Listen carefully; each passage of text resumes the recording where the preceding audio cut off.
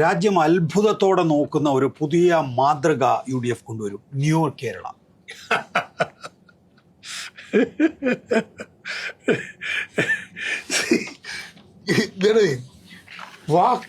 വാക്കുകളുടെ അർത്ഥം മനസ്സിലാക്കാതെ എടുത്ത് വീശണതാണ്. നിയോ എന്ന് പറയുന്നതിൻ്റെ അർത്ഥം പുതിയ എന്നുള്ള. അത് സോഷ്യൽ സയൻസിൽ ഡെറഗേറ്റീവ്, മോശം അർത്ഥത്തിൽ, പുതിയതാണ് പക്ഷെ മോശമാണെന്നുള്ള അർത്ഥം. Neo colonial, neo fascist, neo liberal. Neo liberal, ഇതാണ്. അതായത് 25 ലക്ഷത്തിന്റെ ഇൻഷുറൻസ് പ്രഖ്യാപിച്ച അത്രയും കാറ്റ് ക്ഷേമ പെൻഷന്റെ കാര്യത്തിലില്ല, വരുന്നില്ല. അപ്പോൾ എന്ത് ഈ 3000 നിർത്തിക്കളഞ്ഞെന്നുള്ളതാണ്. കാരണം ഇത് പറഞ്ഞാൽ ആരും വിശ്വസിക്കൂല എന്നൊരു തോന്നൽ വന്നുകൊണ്ടായിരിക്കും കേട്ടോ ഈ 3000 നിർത്തിക്കളഞ്ഞത്. UDFന്റെ ഭരണകാലത്തെ ട്രാൻസ്പോർട്ട് മന്ത്രിയായിട്ടുള്ള ആര്യാടൻ മുഹമ്മദ് പറഞ്ഞത് എല്ലാവരിൽ നിന്നും പണം വാങ്ങിയിട്ടും അത് നടത്താൻ അവർക്ക് സാധിക്കുന്നില്ല, അടച്ചുപൂട്ടലിന്റെ വക്കിലാണ് KSRTC. അവിടെ നിന്നാണ് ഇത്രയും കൊണ്ടുവന്നത്. ഗണേഷ് കുമാർ ആണ് ഏറ്റവും ഭംഗിയായിട്ട് പറഞ്ഞത്. ഇവിടം വരെ ഒന്ന് എത്തിച്ചു കഴിഞ്ഞപ്പോഴാണ് പാതി ടിക്കറ്റ് വേണ്ട എന്ന് വെക്കാൻ പോണത്. KSRTCയുടെ മരണമായിരിക്കട്ടോ. വോട്ട് കിട്ടാൻ വേണ്ടി, പ്രചരണത്തിന് വേണ്ടി ഇത് ഉപയോഗിക്കാം, പക്ഷേ അതിന്റെ ഫലം ഇതായിരിക്കും. സംസ്ഥാന നിയമസഭാ തെരഞ്ഞെടുപ്പിന് വേണ്ടി UDF 5 ഗ്യാരണ്ടികൾ പ്രഖ്യാപിച്ചിരിക്കുകയാണ്. രാഹുൽ ഗാന്ധിയാണ് വി ഡി സതീശന്റെ റാലിക്ക് ശേഷം ഈ ഗ്യാരണ്ടി പ്രഖ്യാപനം നടത്തിയിരിക്കുന്നത്. CPIM കേന്ദ്ര കമ്മിറ്റി അംഗം മുൻ ധനമന്ത്രി ഡോക്ടർ TM തോമസ് ഐസക്, മുതിർന്ന മാധ്യമ പ്രവർത്തകൻ KJ ജേക്കബ് എന്നിവരാണ് നമ്മോടൊപ്പം ഉള്ളത്. ആദ്യം ഡോക്ടർ TM തോമസ് ഐസക്. 5 ഉറപ്പുകൾ, 5 guarantees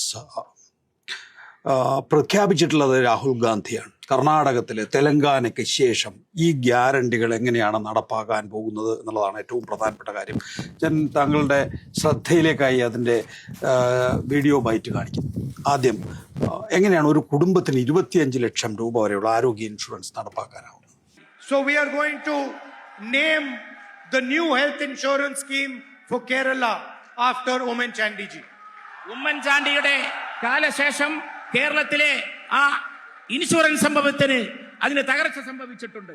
And that is going to provide 25 lakh rupees of insurance for every household. എങ്ങനെയാണ് 25 ലക്ഷം രൂപയുടെ ഇൻഷുറൻസ് നടപ്പാക്കാനാവുക എന്നാണ് അങ്ങ് പ്രതീക്ഷിക്കുന്നത്? ഇത് ശുദ്ധ അസംബന്ധമാണ്. കാരണം കേരളത്തിൽ ഇപ്പോൾ 5 ലക്ഷം രൂപയുടെ അഷുറൻസ് പദ്ധതി നിലവിലുണ്ട്. ഇപ്പം നമ്മൾ കണക്കുകൾ നോക്കിക്കഴിയുമ്പോഴേ 99.9% കുടുംബങ്ങൾക്കും ഈ 5 ലക്ഷം രൂപയുടെ കവറേജ് മതി. ഈ കവറേജ് വിട്ട് അപ്പുറത്ത് പോകുന്നത് ഈ ഓർഗൻ ട്രാൻസ്പ്ലാന്റിന് മാത്രമാണ്. അല്ലെങ്കിൽ 5 ലക്ഷം രൂപക്ക് നിൽക്കും. അപ്പോഴാണ് 25 ലക്ഷമായിട്ട് ഇറങ്ങണേ. അപ്പോൾ അതിൽ നിന്ന് നമുക്ക് ഊഹിക്കാൻ പോകുന്നത് ഇവിടുത്തെ കോർപ്പറേറ്റ് ആശുപത്രികളെല്ലാം കൊണ്ടുവരികയാണ്. അവർക്ക് ഈ പറഞ്ഞ തുക റേറ്റുകൾ വരും. ഇവിടെ ഒരു ക്യാൻസറിന് 2 ലക്ഷം 4 ലക്ഷത്തിനുള്ളിൽ ചിലവ് നിൽക്കുന്നത് നിങ്ങൾ ഇതുപോലത്തെ വലിയൊരു ആശുപത്രി പോയാൽ നിൽക്കത്തില്ല. അപ്പോൾ പൊതു പണം എടുത്ത് ഇവിടുത്തെ വൻകിട കോർപ്പറേറ്റുകൾക്ക് കൊടുക്കുന്നൊരു ഏർപ്പാടാണ്. കേരളത്തിൻ്റെ ആരോഗ്യ സംവിധാനം അതല്ലെന്ന്. സർക്കാർ മുതൽ മുടക്കി മെഡിക്കൽ കോളേജ്, ജില്ലാ ആശുപത്രികൾ, താലൂക്ക് ആശുപത്രികൾ, ഇവിടെയൊക്കെ കിടത്തി ചികിത്സ. അതോടൊപ്പം ഇതുപോലുള്ള മിഷൻ ആശുപത്രികളും ഇടത്തരം ആശുപത്രികളുണ്ട്. ഈ റേറ്റിൽ തന്നെ കൊടുക്കാൻ തയ്യാർ. അവരെല്ലാം കൂട്ടി യോജിപ്പിച്ചിട്ട് ആരോഗ്യ പരിരക്ഷ നൽകുക എന്നുള്ളതാണ്. അപ്പോഴാണ് 5 ലക്ഷത്തിന് നടന്നുകൊണ്ടിരിക്കുമ്പോൾ 25 ലക്ഷം അത് ഇൻഷുറൻസ് ആണ്. ഇപ്പോൾ മുഴുവൻ പേർക്കും നമ്മൾ ആരോഗ്യ പരിരക്ഷ ഇൻഷുറൻസ് ഏർപ്പെടുത്തുന്നിരിക്കട്ടെ. എന്തിനാ ഇൻഷുറൻസ് കമ്പനി? ഈ കേരളത്തിൽ 1 കോടി ആളുകളുണ്ട്, കുടുംബങ്ങളുണ്ട്. അതിൽ 10 ലക്ഷം പേർക്കേ നമ്മൾ ആനുകൂല്യം നൽകാൻ ഉദ്ദേശിക്കുന്നുള്ളൂ. അപ്പോൾ ഒരു ഇൻഷുറൻസ് കമ്പനിയുടെ ആവശ്യമുണ്ട്. നമ്മളതേ സമയത്ത് ഇപ്പം 42 ലക്ഷം കുടുംബങ്ങളുടെ പാതി എണ്ണത്തിന് കൊടുത്തുകൊണ്ടിരിക്കുക. എന്തിനാ ഇൻഷുറൻസ് കൊണ്ടുവരുന്നത്? സർക്കാർ നേരിട്ട് റീഇംബേഴ്സ് ചെയ്താൽ പോരെ, അതല്ലേ ചെലവ് കുറവ്. അപ്പോ അത്തരത്തിൽ നടന്നുകൊണ്ടിരിക്കുന്ന ഒരു സംവിധാനത്തെ ഒരു കാരണവുമില്ലാതെ തകർക്കുന്ന ഏർപ്പാടാണത്. ഇപ്പോ ഒരാൾക്ക് പ്രീമിയമായി ഇപ്പോ 10-30,000 ഉറുപ്പിക വെച്ച് സർക്കാർ അടയ്ക്കുകയാണ് എന്ന് തന്നെ വിചാരിക്കാം. അങ്ങനെ ഒരു സാമ്പത്തികമായിട്ടുള്ള ബാധ്യതയെക്കുറിച്ച് യാതൊരു ബോധ്യവും ഇല്ലാത്തത് കൊണ്ടാണോ, അതോ ഈ സർക്കാർ ആശുപത്രികളിൽ നിന്ന് മൊത്തം ബിസിനസ് സ്വകാര്യ ആശുപത്രികളിലേക്ക് കൊണ്ടുപോകാൻ വേണ്ടിയാണോ, ഏതാണ്? സത്യം പറഞ്ഞാൽ ഇതിനെക്കുറിച്ച് ധാരണയില്ലെന്ന്. രാഹുൽ ഗാന്ധിക്ക് ഒരു ധാരണയില്ല. അദ്ദേഹത്തിന് വടക്കേ ഇന്ത്യയിലെ ആശുപത്രികളെ കുറിച്ച് ധാരണയുള്ളൂ. കേരളത്തിലെ ആരോഗ്യ സംവിധാനം ഇത്ര വിപുലമായിട്ട് എല്ലാ തലങ്ങളിലേക്കും പരന്നു കിടക്കുന്ന ഒന്നാണ് എന്നതിനെ കുറിച്ച് ധാരണയില്ല. യഥാർത്ഥത്തിലേ 2017 ഈ ആയുഷ്മാൻ ഭാരത് വന്നത്.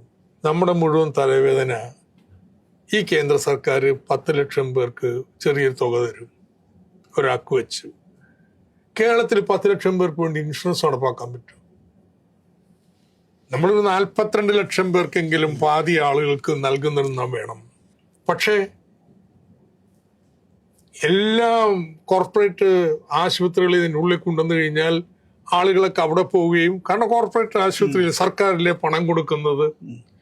അതുകൊണ്ട് വളരെ ചർച്ച ചെയ്ത് ഓരോ ഹെൽത്ത് പ്രൊസീജിയറിനുള്ള റേറ്റ് താത്തി വെച്ചു. നമ്മുടെ പൊതു ആശുപത്രിയിലെ ചെലവ് നോക്കി അത് മീറ്റ് ചെയ്യുന്നുണ്ട്. ഇടത്തരം ആശുപത്രികൾക്ക് ആ റേറ്റ് നൽകാൻ പറ്റും, വൻകിട ആശുപത്രികൾക്ക് പറ്റത്തില്ല. പക്ഷെ അവർക്ക് വരാനുള്ള ചോയ്സ് ഉണ്ട്, ആരെയും നമ്മൾ ഒഴിവാക്കുന്നില്ല. അങ്ങനെയാണ് ഇന്ന് ഇന്ത്യ രാജ്യത്ത് ഈ അഷുറൻസ് പ്രോഗ്രാമിന്റെ 80% ചെല്ലുന്നത് നമ്മുടെ ആരോഗ്യ സംവിധാനത്തിലേക്കാണ്. ഇതിനാകെ അട്ടിമറിക്കുന്ന പരിപാടിയാണെന്നത്. അപ്പൊ ഇത് മനഃപൂർവ്വം എന്ന് വെച്ചാൽ മനഃപൂർവ്വമില്ല, വിവരമില്ലാത്തതുകൊണ്ടാണെന്ന്. എന്താണ്, എങ്ങനെയാണ് ഈ കേരളത്തിലെ ആരോഗ്യ സംവിധാനം ഉരുത്തിരിഞ്ഞു വന്നതെന്നുള്ളത്? ശ്രീ കെ ജെ ജേക്കബ്, താങ്കൾ അങ്ങനെ കരുതുന്നുണ്ടോ? ഇത് വിവരമില്ലാത്തത് കൊണ്ട് ചെയ്തതാണെന്നാണോ മനസ്സിലാക്കേണ്ടത്? അതോ ഡോക്ടർ SS ലാലിനെ പോലെ IMAയുടെ ഭാരവാഹിത്വത്തിൽ നിന്ന ഒരാൾ പഠനം നടത്തിയിട്ടാണ് ഈ ആരോഗ്യ മേഖലയിൽ വരുത്തേണ്ട മാറ്റങ്ങളെക്കുറിച്ച് UDF ചിന്തിച്ചു തുടങ്ങിയതെന്ന് നമ്മൾ കഴിഞ്ഞ 6 മാസമായി കേൾക്കുന്ന കാര്യമാണ്. അപ്പോഴാണ് നമ്മൾ പറയുന്നത്, നമ്മളിൽ നിന്ന് രാഹുൽ ഗാന്ധിയിൽ നിന്ന് നമ്മൾ മനസ്സിലാക്കുന്നത് 25 ലക്ഷമായി ഇൻഷുറൻസ് തുക വർദ്ധിപ്പിച്ചു എന്ന്. അപ്പോൾ അത് രാഹുൽ ഗാന്ധിയുടെ ചിന്തയില്ലാത്തൊരു പ്രവൃത്തി എന്നുള്ളതാണോ, അതോ UDF എന്ന നിലയിൽ ഇവിടെ പഠിച്ച് ചെയ്ത കാര്യങ്ങളാണോ? നമ്മള് ഈ ഡോക്ടർ ലാലിന്റെ ആ റിപ്പോർട്ടില് ഇത്തരം ഒരു ഇൻഷുറൻസ് ബേസ്ഡ് ആരോഗ്യ സംവിധാനത്തെ കുറിച്ചല്ല പറയുന്നത്.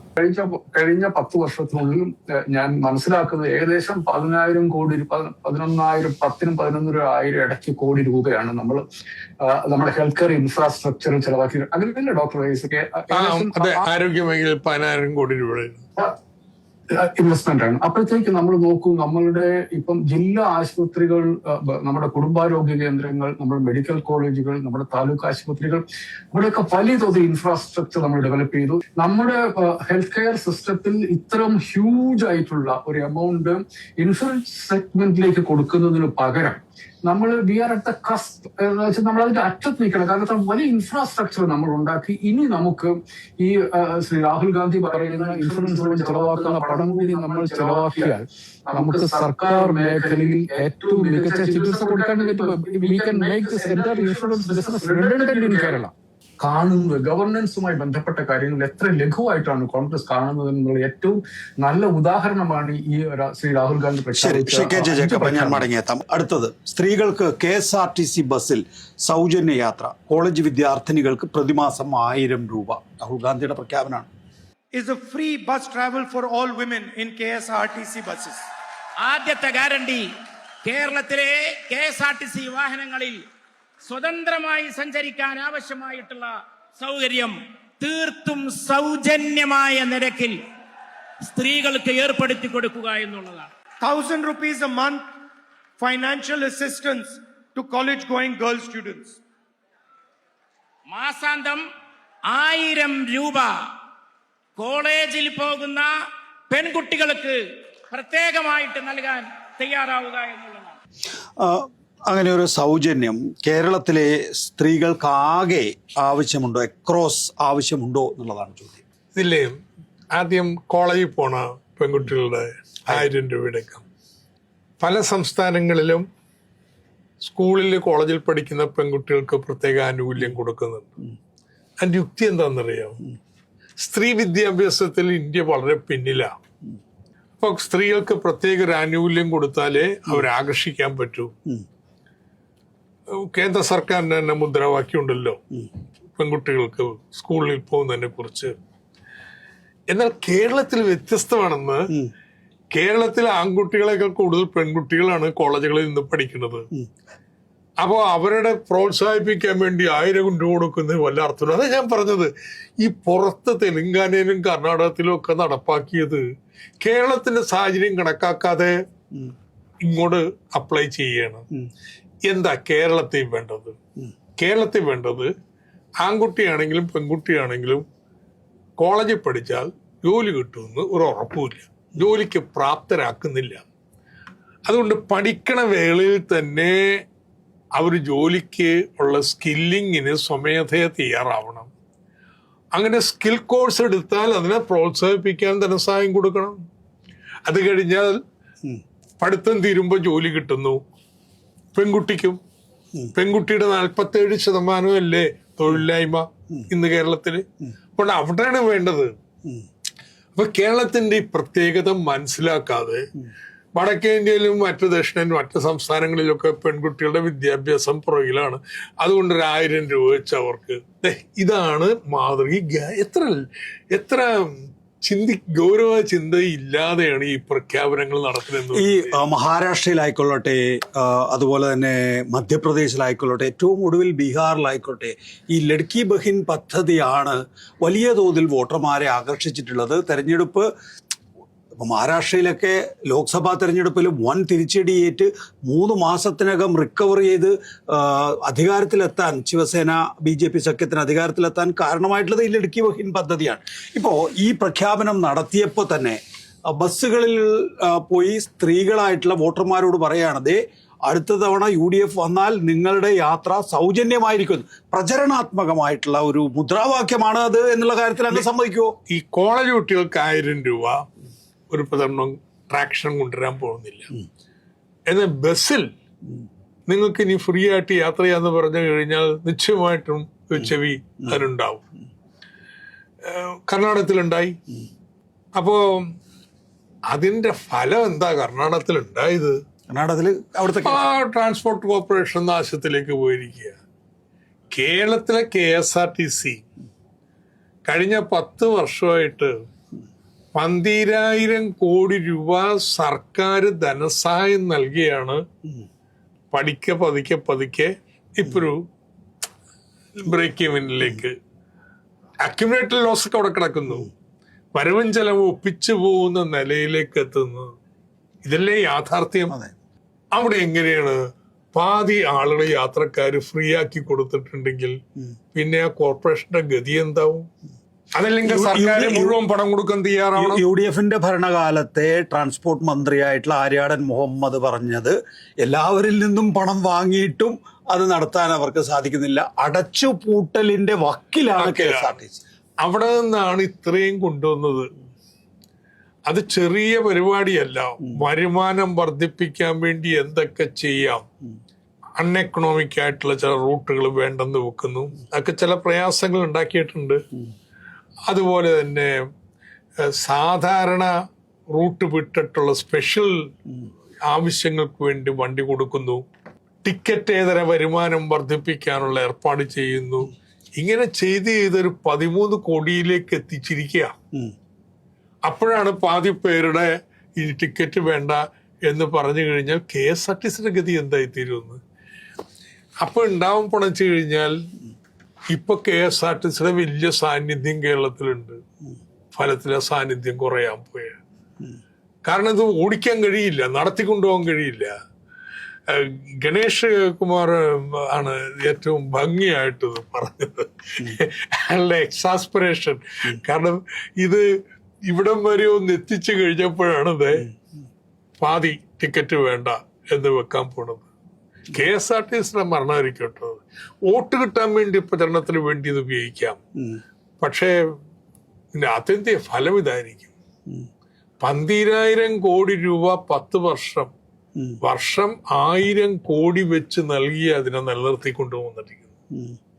ഇപ്പൊ ഏതാണ്ട് ഈ കൊടുത്ത 12,000 ഒന്നും എനിക്ക് കിട്ടൂല, അതൊക്കെ എഴുതി തള്ളുന്നത് നല്ലത്. പക്ഷെ അത് ഒരു ലാഭത്തിലേക്ക് വർക്കിമനിലേക്ക് വരുന്നൊരു സന്ദർഭത്തിൽ അതിന്റെ കണക്ക് കത്തി.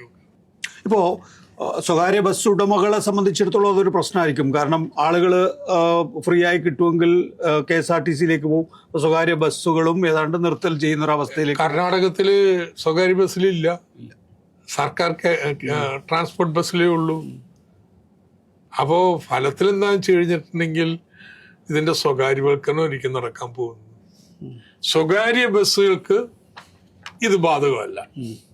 ഇത് ബാധകമല്ലാത്ത KSRTC ബാധകമാണ്. അവർക്ക് ഇത് ഓടിക്കാൻ പറ്റത്തില്ല, അവർ പതുക്കെ പിൻവാങ്ങുന്നു. സ്വകാര്യ ബസ്സുകൾക്ക് വേണ്ടിയിട്ട് യാത്രാ സൗകര്യത്തിന് വേണ്ടി ജനങ്ങൾ കൂടുതൽ ആശ്രയിക്കേണ്ട അവസ്ഥയിലേക്ക് വരുന്നു. നമ്മുടെ ബസ് സർവീസിന്റെ സ്വകാര്യവൽക്കരണത്തിലേക്കാണ് നയിക്കുക. ക്ഷേമ പെൻഷൻ 3,000 രൂപ നേരത്തെ 2021 ഇതേ രാഹുൽ ഗാന്ധി തന്നെയാണ് കേരളത്തിൽ വന്ന് പ്രഖ്യാപിച്ചത്. 6,000 രൂപയാക്കി ക്ഷേമ പെൻഷൻ വർദ്ധിപ്പിക്കും. അപ്പോൾ ഒരു വർഷം 72,000 ഉറുപ്പിക കിട്ടും. അന്നും ഉണ്ടായിരുന്നു പരിഭാഷയൊക്കെ. വളരെ ആവേശത്തോടു കൂടിയാണ് ആ പരിഭാഷ പ്രാസംഗിക പറഞ്ഞത്. പുതിയ പരിഭാഷകനുണ്ട്. Welfare pensions increased to 3,000 rupees a month. ക്ഷേമ പെൻഷൻ മാസാന്തം 3,000 രൂപയാക്കി വർദ്ധിപ്പിക്കുക എന്നുള്ളത്. 3,000 ഉറുപ്പ്യ. അപ്പൊ നിങ്ങളിപ്പോ 2,000 ഉറുപ്പ്യ കൊടുക്കുന്നുണ്ട്, അത് 3,000 ഉറുപ്പ്യാക്കും എന്നാണ് പറയുന്നത്. അതെ, നല്ല കാര്യല്ലേ? അല്ല, 3,000 ആക്കണമെന്ന്, പറ്റുന്നതിനേക്കാൾ കൂടുതൽ കൊണ്ടുവരണമെന്ന്. പക്ഷെ ഇത് പറയാനുള്ള അവകാശം ഇടതുപക്ഷത്തിനേ ഉള്ളൂ. കാരണം ഈ 2,000 രൂപ കൊടുത്തതില് UDFന്റെ സംഭാവന 100 രൂപയാണ്. അതും 18 മാസത്തെ ഗ്യാപ്പും. അതാണ് അവരുടെ സംഭാവന. അപ്പോൾ ആയ കാലത്തൊന്നും ചെയ്തിട്ടില്ല. ഇനിയിപ്പോ വന്നാൽ ഞങ്ങൾ ചെയ്യും എന്നുള്ളതാണ്. അപ്പൊ നമ്മളും പറയും നമ്മൾ ചെയ്യും, ഉറപ്പല്ലേ? ആരെ വിശ്വസിക്കുക ജനം? ഈ UDFനെയാ LDFനെയാണോ? അങ്ങനെ ചോദ്യം. വിശ്വാസ്യതയുടെ പ്രശ്നമില്ലെന്ന് അവര് 5 വർഷം ഭരിച്ചപ്പോ 10,000 കോടി താഴെയല്ലോ കൊടുത്തത്. ഇപ്പോ 5 വർഷം കൊണ്ട് ഏതാണ്ട് 50,000 കോടിയിലേക്ക് എത്തിയില്ലേ? എന്ത് വ്യത്യാസം ഇത്? അപ്പൊ എല്ലാവരും തർക്കം, ഞങ്ങളെ കുടിശ്ശിയാക്കിയോ ഇല്ലയോ മറച്ചതെന്നൊക്കെ പറഞ്ഞുള്ള സംശയമാണ്. ഞാൻ പറയണത് അത് ആ തർക്കത്തിലേക്കല്ല വേണ്ടത്. എത്ര കൊടുത്തത് നിങ്ങൾ 5 വർഷം കൊണ്ട് 10,000 കോടി താഴെ, 32 ലക്ഷം ആളുകൾ. ഇപ്പോഴോ 62 ലക്ഷം. അതാണ് 50,000 കോടി 5 വർഷം കൊണ്ട്. അപ്പൊ അതുകൊണ്ട് ഈ പാവപ്പെട്ടവര് ഈ 3,000, എന്റെ അത്ഭുതം എന്താണെന്നറിയോ? ഞാൻ വിചാരിച്ചു ഇദ്ദേഹം 25 ലക്ഷത്തിന്റെ ഇൻഷുറൻസ് പറഞ്ഞ ആള് ഒരു 5,000 രൂപ പ്രഖ്യാപിക്കുന്ന. അത്രയും കാറ്റ് അവിടെ ആവശ്യം വരുന്നില്ല. അതായത് 25 ലക്ഷത്തിന്റെ ഇൻഷുറൻസ് പ്രഖ്യാപിച്ച അത്രയും കാറ്റ് ക്ഷേമ പെൻഷന്റെ കാര്യത്തിലില്ല, വരുന്നില്ല. അപ്പോ എന്ത് ഈ 3,000 നിർത്തിക്കളഞ്ഞെന്നുള്ളതാണ്. കാരണം ഇത് പറഞ്ഞാൽ ആരും വിശ്വസിക്കൂല എന്നൊരു തോന്നൽ വന്നുകൊണ്ടായിരിക്കും കേട്ടോ ഈ 3,000 നിർത്തിക്കളഞ്ഞത്. ചെറുപ്പക്കാർക്ക് പുതിയ സംരംഭങ്ങൾ തുടങ്ങാൻ 5 ലക്ഷം രൂപ വരെയുള്ള പലിശരഹിത വായ്പ. ഞാൻ KJ ജേക്കബിലേക്ക് വരാം, അതുകൂടെ കേൾക്കട്ടെ. രാഹുൽ ഗാന്ധി പറയുന്നത് Up to 5 lakh interest-free loans for youngsters who want to start their businesses. അതിൽ 5 ലക്ഷം വരെയുള്ളവർക്ക്, അതിൽ 5 ലക്ഷം വരെ ചെറുപ്പക്കാർക്ക്, പുതിയ ബിസിനസ് തുടങ്ങാൻ ആഗ്രഹിക്കുന്ന ചെറുപ്പക്കാർക്ക് സൗജന്യമായി കടം, ഫ്രീ ലോൺ നൽകുന്നതിനായിരിക്കും ഉപയോഗപ്പെടുത്തുക. ആരാ സംസാരിക്കണേ? തർജ്ജമ നമ്മുടെ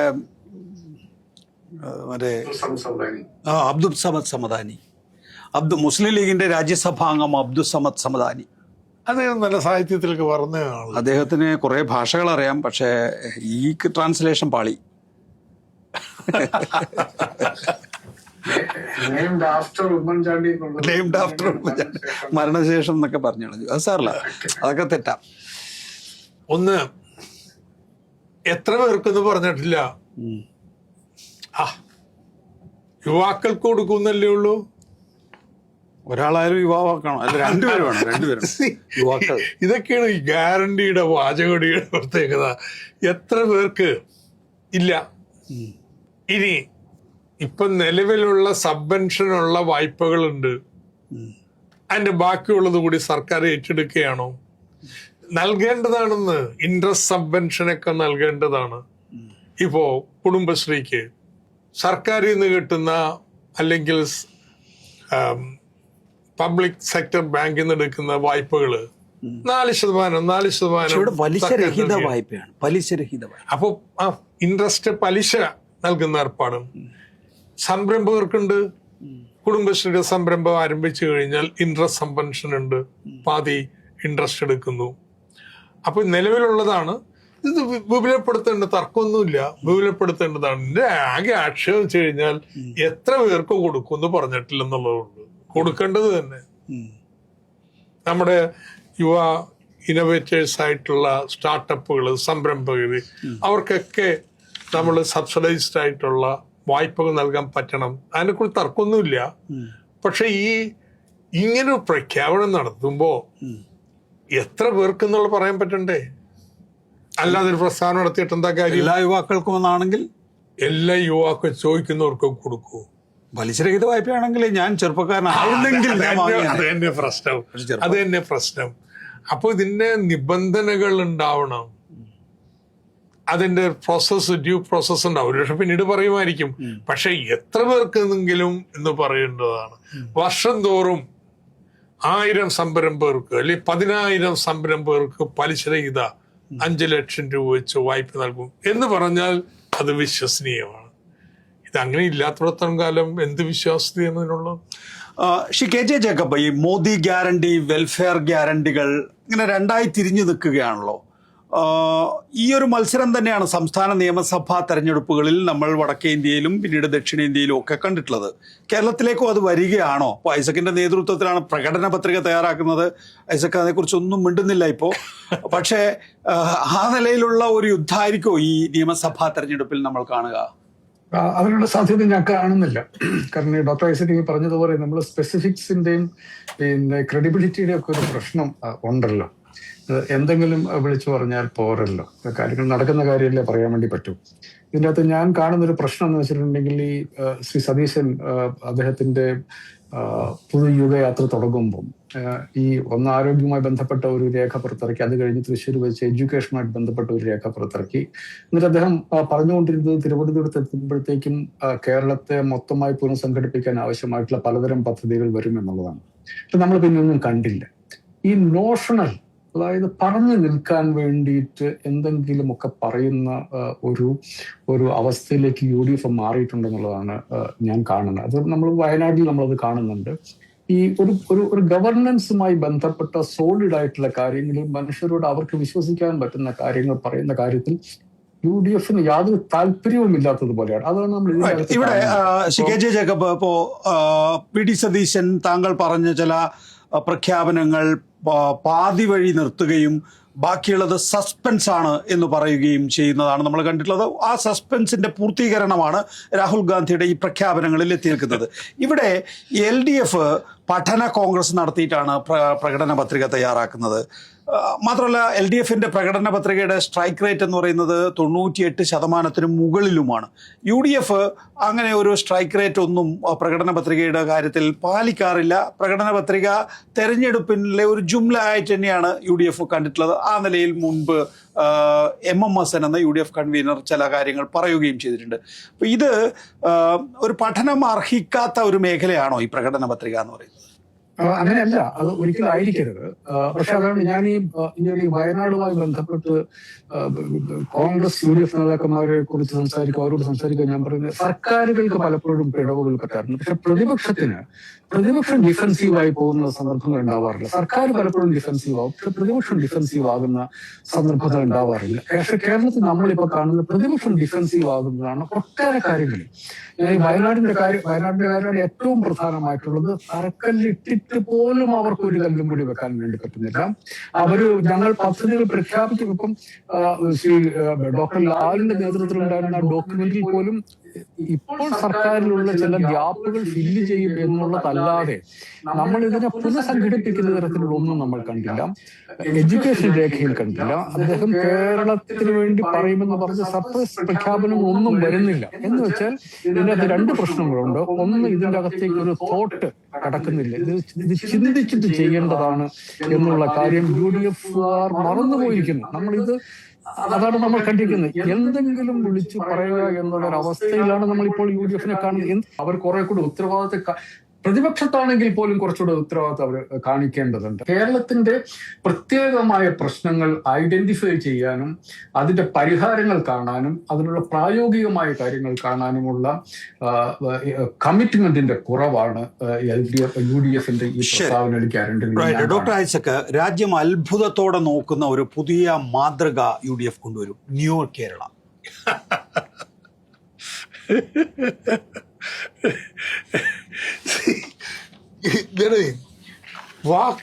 വാക്കുകളുടെ അർത്ഥം മനസ്സിലാക്കാതെ എടുത്ത് വീശുന്നതാണ്.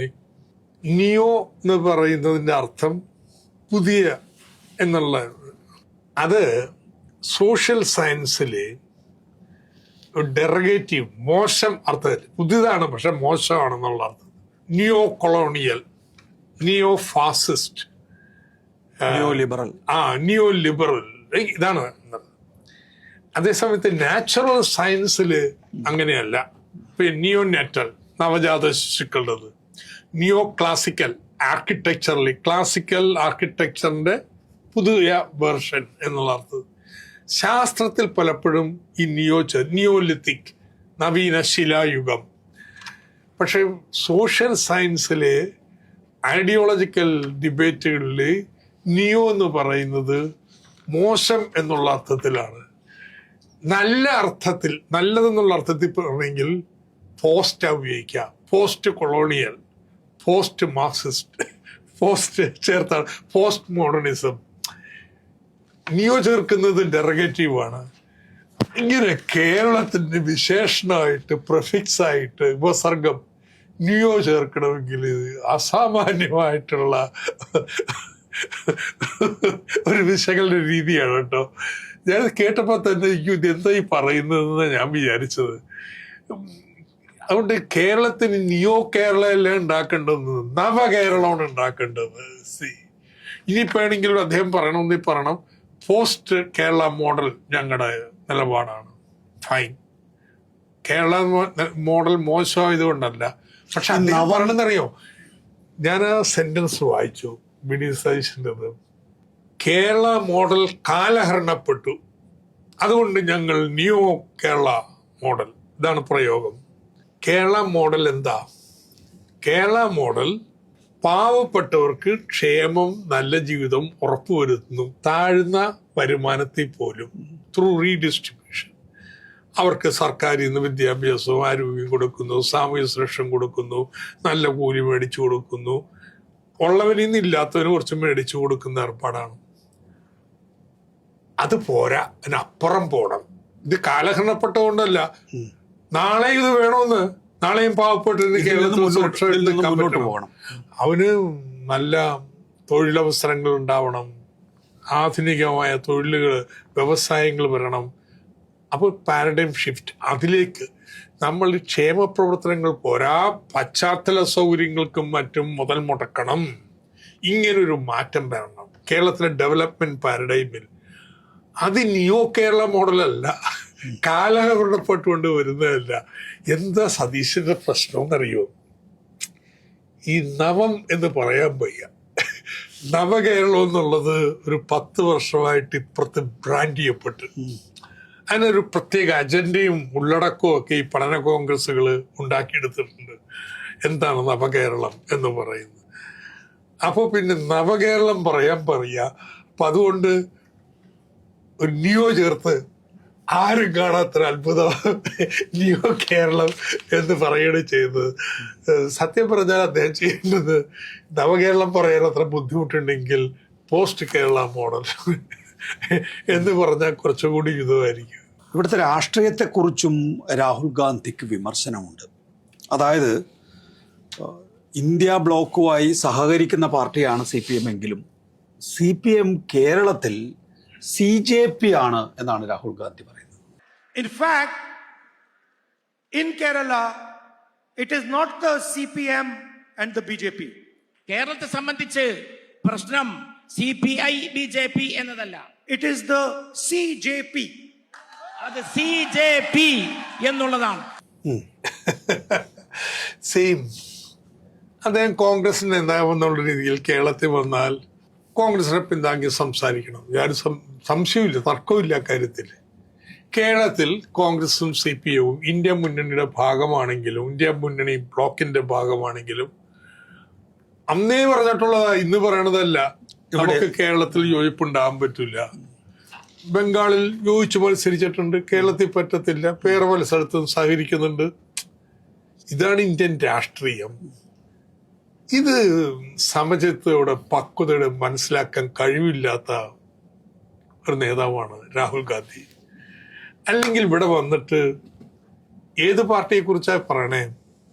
2004 മുഴുവൻ കോൺഗ്രസ്സുകാരെയും ഇവിടെ തോൽപ്പിച്ച ശേഷം ഡൽഹി ചെന്നിട്ട് അടുത്ത ആഴ്ച അൺകണ്ടീഷണലായിട്ട് BJP മാറ്റി നിർത്താൻ വേണ്ടി കോൺഗ്രസിന് പിന്തുണ പ്രഖ്യാപിച്ചതാ ഈ പാർട്ടി. ഇതാണ് ട്രഡീഷൻ. അതെങ്കിലും ഇദ്ദേഹം ഒന്ന് ഓർക്കണ്ടേ ഇവിടെ ഒന്ന് CJP പറയുമ്പോ? അപ്പോ ആ രീതിയിലുള്ള രാഷ്ട്രീയ പക്വത ഇദ്ദേഹത്തിന് പ്രദർശിപ്പിക്കാൻ കഴിയില്ലെന്നുള്ളതാണ്. അതിന്റെ മറ്റൊരു ഉദാഹരണമാണ് ഒരു ഒപ്പോസിഷൻ പാർട്ടി ആപ്പ്, കെജ്രിവാള്. അവരഭിമാനം കൊള്ള ഞങ്ങൾ ഇയാളെ ജയിലിലടച്ചെന്നുള്ളത്. ഞങ്ങളെ ജയിലിലടച്ചു മാത്രമല്ല, ഞങ്ങളാണ് തോൽപ്പിച്ചത്. സി, ഇതൊക്കെ വളരെ നേവായിട്ടുള്ള രാഷ്ട്രീയ വർത്താനങ്ങളാണ്. India deserves better leaders. അപ്പൊ കേരളത്തിൽ വന്ന് ഇങ്ങനൊരു പ്രസ്താവന നടത്തുക മാത്രമല്ല, CM-നെതിരായിട്ട് ED ആയിട്ട് എന്നെ ED ചോദ്യം ചെയ്തു. എന്തുകൊണ്ടാണ് മുഖ്യമന്ത്രിയെയും കുടുംബാംഗങ്ങളെയും ചോദ്യം ചെയ്യാത്തത്? പണ്ട് ഇത് ഉന്നയിച്ച സമയത്ത് പിണറായി വിജയൻ പറഞ്ഞു, നിങ്ങളെ വേറൊരു പേര് വിളിക്കുമായിരുന്നു പണ്ട്, ഞാൻ ഇതിപ്പോ വിളിക്കുന്നില്ല. നമ്മള് പക്ഷെ എങ്ങനെയാണെന്ന് നോക്കണം. കേരളത്തില് ഇവിടുത്തെ സോണിയാഗാന്ധിക്കെതിരായിട്ട് വന്ന ആക്ഷേപത്തില് ശബരിമല കേസുമായിട്ട് ബന്ധപ്പെട്ട് ഇവിടെ പാർട്ടി ആളുകളെല്ലാം പറഞ്ഞിട്ടുണ്ട്, സോണിയയും ബന്ധപ്പെടുത്തി എന്താണ് വന്ന്. Party general secretary MA baby വന്നു. ബേബി പറഞ്ഞു സോണിയാഗാന്ധിയെ ചോദ്യം ചെയ്യണമെന്ന്. അത് ഞാൻ പറയില്ല, നിശബ്ദമാലിച്ചു പോയല്ല, പറയില്ല. ഇതൊക്കെയാണ് സ്റ്റേറ്റ്സ്മാൻഷിപ്പ് എന്ന് പറഞ്ഞ ലെവല് ദേശം അതിന്റെ വകതിരിവില്ലെന്നല്ലേ കാണിച്ചുകൊണ്ടിരിക്കുന്നത്. അപ്പോ ഇത് വളരെ ദൗർഭാഗ്യകരമാണ്. സത്യം പറഞ്ഞാൽ ഇവരെ പോലുള്ളവരൊക്കെ റോള് വഹിക്കാനുണ്ട്. പക്ഷെ കേരളത്തിൽ വന്നിട്ട് ഇങ്ങനെയുള്ള വർത്താനം പറയല്ല വേണ്ട. ഡൽഹി ചോദിച്ചല്ലോ, സന്തോഷ് കുമാർ ചോദിച്ചു, ബ്രിട്ടാസ് ചോദിച്ചു, നിങ്ങൾ എന്താ പറഞ്ഞു? എന്തിനത് കേൾക്കണേ? അപ്പൊ ഇതൊരു വലിപ്പവും സ്ഥാനവും മറന്നുള്ള വർത്തമാനം ഇവിടുത്തെ രാഷ്ട്രീയ നേതാക്കന്മാര് പ്രസംഗിക്കുന്ന പോലെ പ്രസംഗിക്കുകയാണ്. KJ കബ അക്കാര്യത്തിൽ എന്താ താങ്കളുടെ അഭിപ്രായം? രാഹുൽ ഗാന്ധിക്ക് കേരളത്തിൽ വരുമ്പോ കേരളത്തിലെ UDF നേതാക്കൾ രാഹുൽ ഗാന്ധിയോടൊരു അഭ്യർത്ഥന മുന്നോട്ട് വെക്കുമല്ലോ, നിങ്ങൾ കടന്നാക്രമിക്കണം, നമുക്കിത് ഒരു കില്ലർ ഇൻസ്റ്റിങ്ക്റ്റോട് കൂടി നേരിടേണ്ട തെരഞ്ഞെടുപ്പാണ്, അത് കേൾക്കാതിരിക്കാൻ രാഹുൽ ഗാന്ധിക്ക് കഴിയുമോ? ആവാമല്ലോ, അദ്ദേഹം പറയണമെന്നുള്ള അഭിപ്രായമാണ് എൻ്റെ അഭിപ്രായം. അത് സംസ്ഥാന സർക്കാരിനെതിരെ, CPM-നെതിരെ, അതിന്റെ പൊളിറ്റിക്സിനെതിരെ ആഞ്ഞടിക്കണം എന്നുള്ളതിനാണ് എൻ്റെ അഭിപ്രായം. അത് അദ്ദേഹം കോൺഗ്രസ് നേതാവാണ്, അതിൽ തർക്കമില്ല. പക്ഷെ അദ്ദേഹം നേരത്തെ ഇങ്ങനെയല്ല സംസാരിച്ചിരുന്നത്.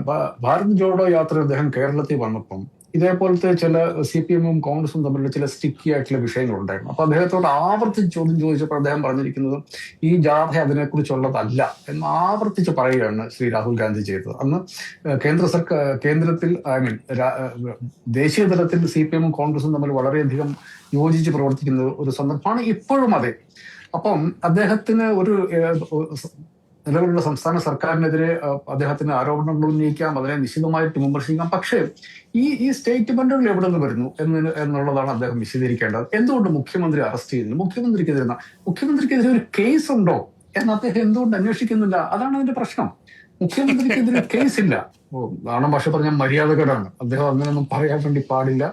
അദ്ദേഹം ഈ രാജ്യത്തെ ഏറ്റവും വലിയ രാഷ്ട്രീയ കക്ഷിയുടെ നേതാവാണ്, ഇന്ത്യ ബ്ലോക്കിന്റെ നേതാവാണ്. അദ്ദേഹം വസ്തുതാപരമല്ലാതെ രാഷ്ട്രീയ എതിരാളികളെ കടന്നാക്രമിക്കുന്നത് സങ്കടകരമായ, ദൗർഭാഗ്യകരമായ കാര്യമാണ്, ചെയ്യാൻ പാടില്ല. ഡോക്ടർ ഐസക്, അവസാനമായിട്ട് എത്ര പരസ്യം നൽകിയാലും സർക്കാരിന്റെ മുഖം നന്നാക്കാൻ കഴിയില്ല എന്നാണ് രമേശ് ചെന്നിത്തല പറയുന്നത്. നോക്കൂ, നേരത്തെ ഇവിടെ KJ ജേക്കബ് പറഞ്ഞ ഒരു കാര്യം വളരെ പ്രധാനപ്പെട്ടതാണ് എന്ന് തോന്നുന്നു. അതിതാണ്, പ്രതിപക്ഷത്തിനും ചില ഉത്തരവാദിത്തങ്ങളുണ്ട്. സാധാരണഗതിയിൽ സർക്കാർ പരാജയപ്പെടുന്നത് കാണാറുണ്ട്, പ്രതിപക്ഷം പരാജയപ്പെടുന്നത് കാണാറില്ല. ഇവിടെ പ്രതിപക്ഷമാണ് ഇവിടെ പരാജയപ്പെട്ടതായി കാണുന്നത്. മുണ്ടക്കൈ ചൂരൽമല ദുരന്ത ബാധിത സർക്കാരിന് പണം കൊടുക്കരുതെന്ന് KPCC പ്രസിഡന്റ് പ്രഖ്യാപിക്കുകയാണ് ചെയ്തത്. എന്നിട്ട് അവർ സ്വന്തമായി യൂത്ത് കോൺഗ്രസും പലതരത്തിലുള്ള പിരിവുകൾ നടത്തുന്നു. ഒടുവിൽ ആ പണം എത്രയാണ് പിരിച്ചത് എന്ന് പറയാൻ പോലും കഴിയാത്ത രീതിയിലേക്ക് അവർ കേരള ജനതയുടെ മുമ്പിൽ ഒരു സോറി ഫിഗറായി നിൽക്കുന്നു. ആ ആപ്പ്, സാധാരണഗതിയിൽ ആപ്പ് കാണാതാവില്ല, ആപ്പ് കാണാതായിരിക്കുന്നു എന്നുള്ളതാണ്. അപ്പോൾ സ്വാഭാവികമായിട്ടും KPCC പ്രസിഡന്റിനോടും പ്രതിപക്ഷ നേതാവിനോടുമാണല്ലോ നമ്മൾ ചോദിക്കുക. പ്രതിപക്ഷ നേതാവ് തന്നെ പറഞ്ഞിട്ടുണ്ട്, എൻ്റെയും KPCC പ്രസിഡന്റിന്റെയും സംയുക്ത അക്കൗണ്ടിലാണ് പണം വന്നത്. എന്റെയും KPCC പ്രസിഡന്റിന്റെയും ജോയിന്റ് അക്കൗണ്ടിലാണ് പൈസ എന്നാണ് പറഞ്ഞിരിക്കുന്നത്. ആ പൈസ എത്രയാണ് എന്ന് ചോദിക്കാനും അത് മറുപടി KC വേണുഗോപാലിനോട് ചോദിച്ചു ഒരു പെൺകുട്ടി, ഒരു മാധ്യമ പ്രവർത്തക, എത്ര ഫണ്ടാണ് വന്നതെന്ന്. എന്നാണ് ഈ പ്രതിപക്ഷം വളരെ പരിശ്രമത്തിലാണ് ഇമേജ് ബിൽഡിങ്ങിന്, അവരുടെ ഒരു നെറേറ്റീവ് ഉണ്ടാക്കാൻ വേണ്ടിയിട്ട്. അതിന് വലിയ തോതിൽ പണവും ചെലവാക്കുന്നുണ്ട്. കേരളത്തിലെ മുഖ്യധാര മാധ്യമങ്ങളുടെ എല്ലാം കൂട്ട് അതിനുണ്ട്. സാമൂഹ്യ മാധ്യമങ്ങളിലും അടുത്ത കാലം വരെ അവർക്ക് വലിയ ഒരു മുൻകൈ നേടുന്നതിന് പണം മുടക്കിയിട്ട് ആൾക്കാരെ എടുത്ത് പ്രൊഫഷണലായിട്ട് ചെയ്യുന്നു. ഇൻഫ്ലുവൻസേഴ്സിൻ്റെയൊക്കെ അക്കൗണ്ടുകൾ വാങ്ങുന്നു. അപ്പോൾ അങ്ങനെ ഒരു ആ നെറേറ്റീവ് അവരുടെ ചെയ്തികളേക്കാൾ സർക്കാരിനെ മുഴുവൻ താറടിക്കാൻ വേണ്ടിയിട്ടായിരുന്നു ആണ് ചെയ്തുകൊണ്ടിരുന്നത്. ശുദ്ധ നുണകളങ്ങ് പ്രചരിപ്പിക്കുക എന്നുള്ളതാണ്. അത് ആവർത്തിച്ച് പറഞ്ഞ് മനുഷ്യന്റെ മനസ്സിൽ അവരുടെ അനുഭവം വ്യത്യസ്തമാണെങ്കിലും മനസ്സിലുണ്ടാവുന്ന ഇമേജ് സർക്കാരിനെതിരായിട്ട് ഒരു മാറ്റം ഇപ്പോൾ വന്നിട്ടുണ്ട്. ഇതിനങ്ങ് നേരിടാൻ സർക്കാരും തീരുമാനിച്ചു. അതുകൊണ്ട് മുൻകാലത്തേക്കാൾ പ്രചാരണ പ്രവർത്തനങ്ങൾക്ക് പ്രാമുഖ്യം നൽകിയിട്ടുണ്ട്. ഇനി പത്രങ്ങളിൽ പരസ്യമെങ്കിൽ പരസ്യം, ഇനി പരസ്യമല്ലാത്ത രീതിയിലുള്ള പുതിയ പ്രചരണ രീതികൾ. അപ്പോൾ സർക്കാരും ഇതൊരു ബാറ്റിലാണ് ഇമേജിനെ സംബന്ധിച്ചുള്ളത്. അങ്ങനെ അങ്ങ് നേരിട്ടപ്പോൾ പൊളിഞ്ഞെന്ന് ഈ പൊയ്മുഖം അങ്ങ് വീണു തുടങ്ങിയിരിക്കുകയാണ്. അതാണ് ഇവരുടെ ഏറ്റവും വലിയ പ്രശ്നം. ഒന്ന്, ഈ ഒരു സർക്കാരിൻ്റെ കാലത്തും ഈ ഫിനിഷിംഗ് എന്ന് പറഞ്ഞിട്ടുണ്ടല്ലോ, അവസാനത്തെ ലാസ്റ്റ് മൈൽ, ഇതുപോലൊരു അനുഭവമില്ല. എത്ര പ്രൊജക്റ്റുകളാണ് ഓരോന്നായിട്ട് വരുന്നത്. അപ്പം അതിൻ്റെയൊക്കെ പ്രചാരണം, പരസ്യം, ഇതെല്ലാം വരുന്നു. ഈ സർക്കാരിനെ കുറിച്ച് അവരുണ്ടാക്കിയിട്ടുള്ള ഒരു നെറേറ്റീവ് പൊളിഞ്ഞു എന്നുള്ള ഒരു സംശയമില്ല. ഇപ്പം മാധ്യമങ്ങൾ പലരും സർവേകൾ നടത്തിയിട്ടുണ്ട്. ഏത് സർവേയിലാണ് സർക്കാർ മോശമായിരിക്കുന്നത്? എവിടെയും 165 ദിവസവും സർക്കാരിനെതിരെ പറയുന്ന മാധ്യമങ്ങൾ നടത്തുന്ന പോലും സെയിം ആ നെറേറ്റീവ് പോയി. പക്ഷെ ഇപ്പം ഉണ്ടായിക്കൊണ്ടിരിക്കണമെന്ന് അറിയാം, സർക്കാരിൻ്റെ ഇമേജ് നമ്മൾ ശരിയായിട്ട് പറയുന്നത് മാത്രമല്ല, വലിയ കടന്നാക്രമണം അങ്ങോട്ട്. ഈ മുഖങ്ങൾ ആകെ അങ്ങ് വീണുകൊണ്ടിരിക്കുക. ചൂരൽമല തന്നെ, എൻ്റെ ഈ പണം കല്ല് എപ്പോഴാ വെച്ച്, കല്ലിൻ്റെ മുകളിൽ ഇതൊക്കെ ഒന്നിനു പുറകെ ഒന്നായിട്ട് അവരുടെ നെററ്റീവ്സ് പൊളിയാണ് തുറന്നു പക്ഷെ കാണിക്കുന്നത്. ഇതൊരു അത്ഭുതമല്ലേ? നമ്മളൊരു ഉത്തരവാദിത്തപ്പെട്ട രാഷ്ട്രീയ പാർട്ടിയല്ലേ? നമ്മൾ പിരിച്ച പണം എത്ര എന്ന് പറയേണ്ട ഒരു ബാധ്യത അതിന് കഴിയുന്നില്ല എന്ന് പറയുമ്പോൾ ആ പണം മോഷണം പോയി എന്നാണോ കാണുന്നത്? പക്ഷെ പബ്ലിക് കോസിന് വേണ്ടിയിട്ട് പിരിച്ച പണം, അത് ഇപ്പൊ സതീശൻ പറഞ്ഞ പോലെ ഇവിടെ ജോയിന്റ് അക്കൗണ്ടിൽ ഇട്ടിരുന്ന പണം, ആ പണത്തിന് എന്ത് സംഭവിച്ചു? എത്രയാണ് ആ പണം? അത് മാത്രം പറയാം. അതെങ്കിലും പറയണ്ടേ, എത്ര പണമാണ് പിരിച്ചത്? ഇങ്ങനെയുള്ളൊരു സെറ്റ് സർക്കാരിനെ ഭരിക്കാൻ വന്നാൽ എങ്ങനെ ഇരിക്കും എന്ന് ന്യായമായിട്ട് ആൾക്കാർ ചിന്തിക്കത്തില്ലേ? സോ ഇപ്പൊ നമ്മുടെ ഈ കേരളത്തിലെ ബാറ്റിൽ ഫോർ ഇമേജസ് അതിൽ ഒരു പുതിയ ഘട്ടത്തിലേക്ക് കിടക്കുകയാണ്. സർക്കാരിന്റെ ഇമേജ് സംരക്ഷിക്കുകയല്ല, അതിപ്പോ എസ്റ്റാബ്ലിഷ്ഡ് ആണ്, ഇവരെന്ത് പറഞ്ഞാലും. ബട്ട് ഇവരുടെ പൊയ്മുഖങ്ങള് പൊഴിഞ്ഞു വീണു തുടങ്ങി. ഇപ്പൊ ഗ്യാരണ്ടി നമ്മൾ ചർച്ച ചെയ്യുന്നു. എത്ര പൊള്ളയാണെന്ന് ഈ പറഞ്ഞു കൂട്ടിയത് മുഴുവനും ഇത് കോൺഗ്രസ്സുകാർ വിട്ടുകളഞ്ഞെന്നുള്ളതാണ് യാഥാർത്ഥ്യം. 30 സെക്കൻഡിൽ 300 വീടുണ്ടാക്കിയ ആൾക്ക് സ്വാഭാവികമായിട്ടും 5 ഗ്യാരണ്ടി ഒക്കെ ചുമ്മാ പറയാൻ പറ്റും. അല്ല, ഇതിന് ശേഷം സാധാരണ ഞാൻ വെച്ച് പിറ്റേന്ന് മുതൽ പ്രചാരണം എല്ലാവരുടെയും ആര് പ്രസംഗിക്കുന്നു? ഒരു ലേഖനം പോലും ഇല്ല. ലേഖനമില്ല. സോഷ്യൽ മീഡിയയില് അന്നത്തെ ദിവസം നേരത്തെ തയ്യാറാക്കി വെച്ച ചില പോസ്റ്റേഴ്സ് വന്നു, വേറെ ആരെങ്കിലും വർത്തമാനം പറയുന്നുണ്ട്, അത് ഗ്യാസ് പോയിന്ന്.